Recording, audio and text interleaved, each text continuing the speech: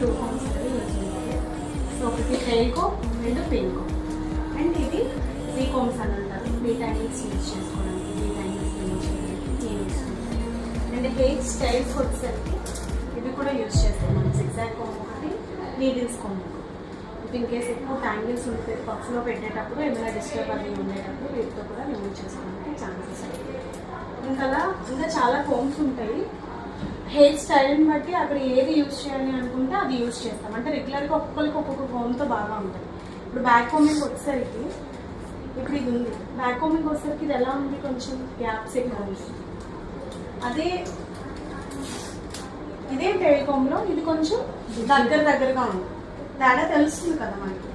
So ఇది ఏంటి అంటే బ్యాక్ కోమింగ్ చేసినప్పుడు ప్రాపర్గా ఏదైతే షార్ట్ హెయిర్ ఉందో దాన్ని ఒక మంచి పఫ్ క్రియేట్ చేయడానికి, స్టఫ్ క్రియేట్ చేయడానికి ఇదైతే మనకి మంచిగా యూజ్ ఉంటుంది.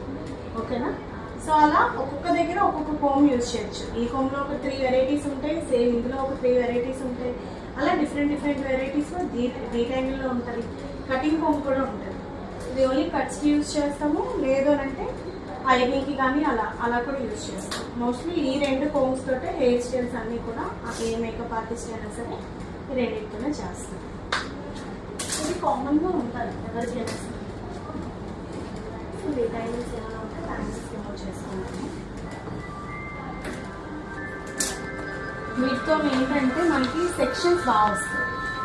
సో ముందు మనకి ఫ్రంట్ పార్టేషన్ తీసుకున్నప్పుడు ప్రొఫైల్ సెక్షన్. హెయిర్ కట్స్లో చెప్పాను కదా మీకు, ఇద్దరు విన్నారు కదా. సో ఇది హెయిర్ స్టైలింగ్ వచ్చేసరికి ప్రొఫైల్ సెక్షన్, రేడియల్ సెక్షన్ మాత్రమే ఉంటుంది, ఇంకేం ఉండదు. ఓకేనా?